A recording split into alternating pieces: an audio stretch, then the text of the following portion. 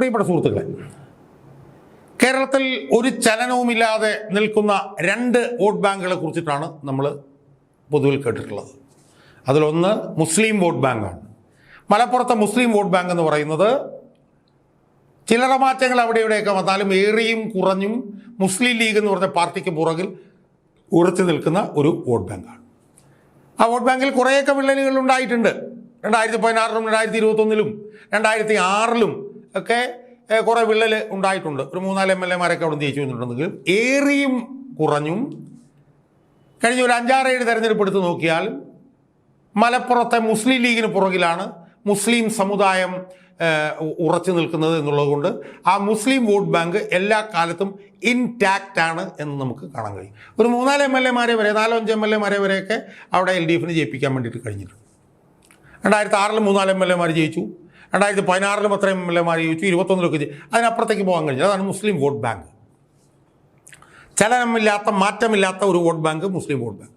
ഇടതുപക്ഷം ജയിച്ചാലും തോറ്റാലും മുസ്ലിം vote bank ഇൻടാക്റ്റായി. അതുപോലെ തന്നെ ഇൻടാക്റ്റ് ആയിട്ടുള്ള ഒരു വോട്ട് ബാങ്കാണ് CPM-ന്റെ വോട്ട് ബാങ്ക്. ഒരു 25-30% വരുന്ന CPM-ന്റെ വോട്ട് ബാങ്കും CPM അല്ലെങ്കിൽ ഇടതുപക്ഷം ജയിച്ചാലും തോറ്റാലും ഇൻടാക്റ്റ് ആയിരിക്കും എന്നാണ് പറയപ്പെടുന്നത്. ഇടതുപക്ഷം തോറ്റാലും ആ വോട്ട് ബാങ്ക് അവിടെ ഉണ്ടാവും, ഇടതുപക്ഷം ജയിച്ചാലും ആ വോട്ട് ബാങ്ക് അവിടെ ഉണ്ടാവും. അതാണ് തോറ്റു കഴിഞ്ഞാലും CPM പറയുന്നത് ഞങ്ങളുടെ വോട്ട് ബാങ്ക് ഇൻടാക്റ്റ് ആണ്, ഞങ്ങളുടെ വോട്ട് ബാങ്കിലൊന്നും കുറവുണ്ടായിട്ടില്ല എന്ന് CPM പറയുന്ന ആ രണ്ടാമത്തെ ഇൻടാക്റ്റ് വോട്ട് ബാങ്ക് CPM-ൻ്റെതാണ്. അപ്പോൾ കേരളത്തിൽ രണ്ട് വോട്ട് ബാങ്കുകളാണുള്ളത്. ഒന്ന് മുസ്ലിമിൻ്റെ വോട്ട് ബാങ്കും ഒന്ന് CPM-ൻ്റെ വോട്ട് ബാങ്കും. ക്രിസ്ത്യൻ വോട്ട് ബാങ്കിലും അങ്ങോട്ടും ഇങ്ങോട്ടും മാറ്റം വരാറുണ്ട്. ക്രിസ്ത്യൻ വോട്ട് ബാങ്ക് കുറേ കാലം UDF-നൊപ്പമാണ് നിന്നിരുന്നെങ്കിലും 2016-21 ആയപ്പോഴത്തേക്കും അത് LDF-ലേക്കും പെർസെപ്റ്റബിൾ ആയിട്ടുള്ളൊരു ഷിഫ്റ്റ് കാണിച്ചത്. അപ്പോൾ രണ്ട് ഇൻടാക്റ്റ് വോട്ട് ബാങ്കാണ് കേട്ടത്. സുഹൃത്തുക്കളെ, ആ ഇൻടാക്റ്റ് വോട്ട് ബാങ്കുകളിൽ മുസ്ലിം വോട്ട് ബാങ്ക് ഇത്തവണയും UDF-നൊപ്പം ഉറച്ചു നിൽക്കുന്നുള്ളത് ക്രിസ്റ്റൽ ക്ലിയറാണ്. അതിനകത്ത് ഒരു തരത്തിലുള്ള മാറ്റവും ഉണ്ടാവില്ല. ഒരു വോട്ട് പോലും ഈ മുസ്ലിമിൻ്റേത് ഇത്തവണ LDF-ന് കിട്ടാനുള്ള സാധ്യത വളരെ കുറവാണ് എന്നുള്ളത് CPM-കാർക്ക് തന്നെ അറിയാവുന്ന കാര്യം. എന്നാൽ ഞാൻ ഈ വീഡിയോയിൽ എൻ്റെ പ്രേക്ഷകരുമായി ചർച്ച ചെയ്യാൻ ഉദ്ദേശിക്കുന്നത് CPM-ൻ്റെ വോട്ട് ബാങ്കിൽ ഇത്തവണ വിള്ളലുകൾ ഉണ്ടാവുമോ എന്നുള്ളതാണ്. ഉണ്ടാവും എന്നാണ് എൻ്റെ മറുപടി. ആ വോട്ട് ബാങ്കിൽ ഉണ്ടാകുന്ന വിള്ളൽ സാധാരണ പലപ്പോഴൊക്കെ ഉണ്ടാകാറുള്ള പോലെ ചെറിയ വിള്ളലായിരിക്കില്ല, വലിയ വിള്ളലായിരിക്കും CPM-ൻ്റെ വോട്ട് ബാങ്കിൽ ഉണ്ടാകാൻ പോകുന്നതെന്നാണ് കാര്യകാരണ സഹിതം എൻ്റെ പ്രേക്ഷകരോട് ഞാൻ പറയാൻ ആഗ്രഹിക്കുന്നത്. CPM-ൻ്റെ വോട്ട് ബാങ്ക് എന്ന് പറഞ്ഞു കഴിഞ്ഞാൽ എന്ത് ഭൂകമ്പം ഉണ്ടായാലും, എന്ത് കൊടുങ്കാറ്റുണ്ടായാലും, എന്ത് സുനാമി ഉണ്ടായാലും അത് CPM-ൻ്റെ വെട്ടിയിലെ വീഴൂ എന്നാണ് CPM-ൻ്റെ നേതാക്കളുടെ അവകാശം. അതൊരു ഫിക്സഡ് ഡെപ്പോസിറ്റാണ് എന്നാണ്. ഇപ്പോഴും ആ ഫിക്സഡ് ഡെപ്പോസിറ്റിനെ കുറിച്ചിട്ട് പിണറായി വിജയൻ സംസാരിക്കുന്നുണ്ട്. ആ ഫിക്സഡ് ഡെപ്പോസിറ്റിൻ്റെ കൂടെ കുറേ ജനകീയ MLA-മാരോട് വരുമ്പോൾ ഞങ്ങൾ ജയിച്ചു വരും എന്നൊക്കെയാണ് പിണറായി വിജയൻ പറയുന്നത്. പക്ഷേ ഇത്തവണ CPM അണികളുടെ വോട്ട് ബാങ്ക് ഒരു ഫിക്സഡ് ഡെപ്പോസിറ്റ് ആയിരിക്കും എന്നുള്ളത് ദിവാസ്വപ്നമായിരിക്കും എന്നാണ് എനിക്ക് എൻ്റെ പ്രേക്ഷകരോട് പറയാനുള്ളത്.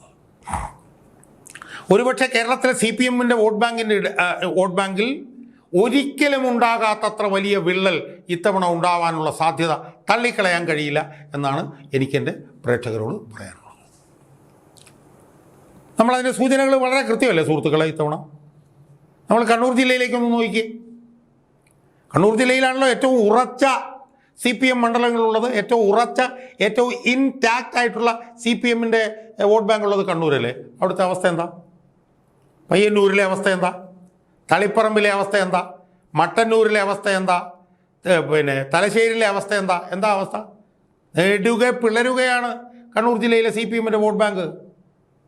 തെറ്റിനോടൊപ്പം നിൽക്കുന്ന നേതൃത്വത്തിനെതിരെ ശരിയോടൊപ്പം നിൽക്കുന്ന അണികൾ വിഘടിച്ചു വരികയാണ്. പി കുഞ്ഞികൃഷ്ണൻ എഴുതിയ പുസ്തകം അന്വർത്ഥമാകാണ്. അണികൾ നേതൃത്വത്തെ തിരുത്തിക്കൊണ്ടിരിക്കുന്നു. അവിടെ വലിയ തോതിൽ ഈ വിള്ളൽ അവിടെ ഉണ്ടായിരിക്കുന്നു.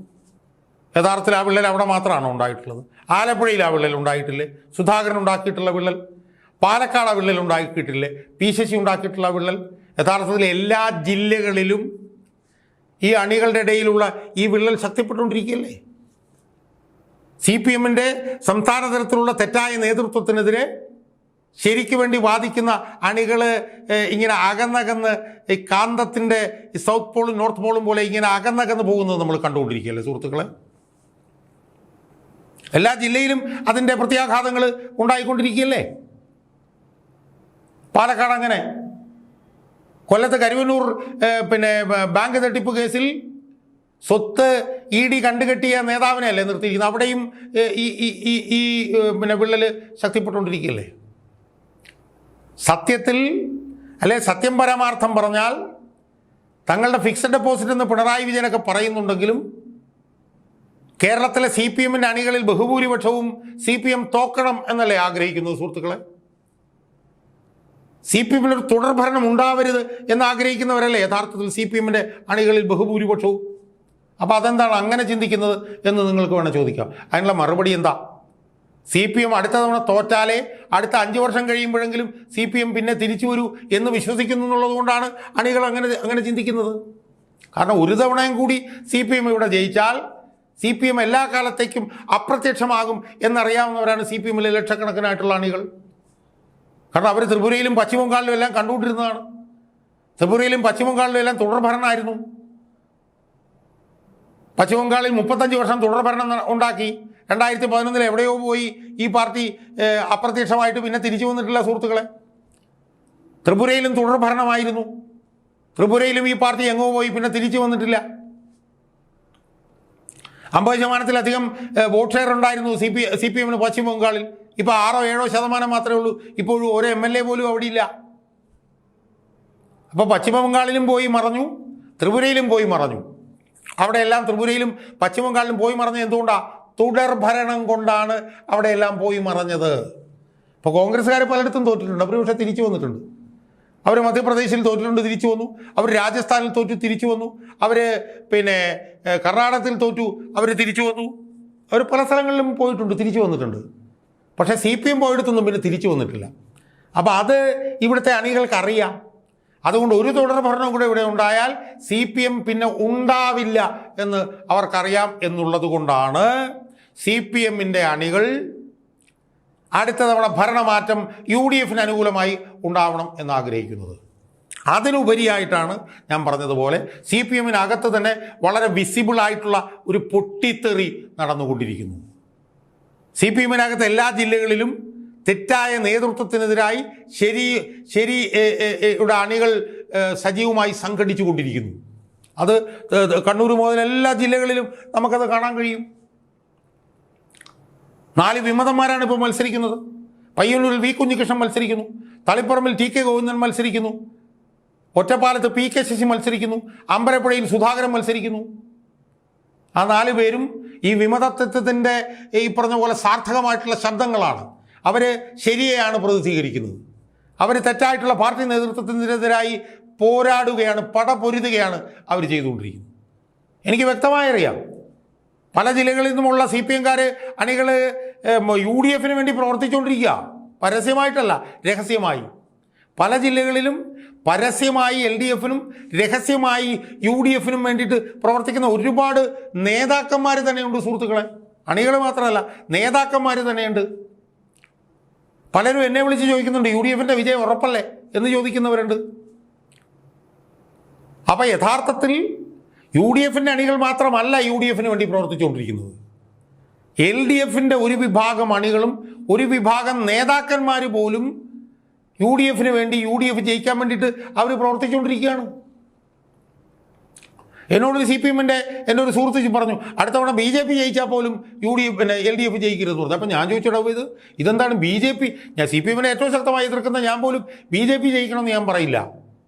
അപ്പോൾ എന്നോട് ഈ പാർട്ടി സഖാവ്, എൻ്റെ സുഹൃത്ത് പാർട്ടി സഖാവ് പറയാണ്, ഷാജാൻ സാബേ, അടുത്ത തവണ BJP വന്നാൽ പോലും ആ 5 വർഷം കഴിഞ്ഞ് CPM തിരിച്ചു വരണമെന്ന് ഞങ്ങൾക്ക് ആഗ്രഹമുണ്ട്. അതുകൊണ്ടാണ് BJP വന്നാൽ പോലും കുഴപ്പമില്ല എന്ന് പറയുന്നത്. കാരണം BJP വന്നാലെങ്കിലും ആ 5 വർഷം കഴിയുമ്പോൾ CPM തിരിച്ച് അധികാരത്തിലേക്ക് വരുമല്ലോ എന്നാണ് അവർ പറയുന്നത്. അപ്പോൾ അതുകൊണ്ട് UDFന് വേണ്ടി പ്രവർത്തിച്ചുകൊണ്ടിരിക്കുന്ന UDF അണികൾ മാത്രമല്ല, CPMൻ്റെ അണികളിലും ഒരു വിഭാഗം UDF അടുത്തവണ വരണം എന്നാണ് അവർ ആഗ്രഹിക്കുന്നത്. ആ ആഗ്രഹിക്കാനുള്ള പ്രധാനപ്പെട്ട കാരണം എന്ന് പറയുന്നത് അടുത്ത തവണ UDF വന്നാൽ മാത്രമേ ആ അടുത്ത 5 വർഷം കഴിഞ്ഞെങ്കിലും CPM തിരിച്ചു വരും എന്നവർക്ക് സ്വപ്നം കാണാൻ പറ്റുള്ളൂ.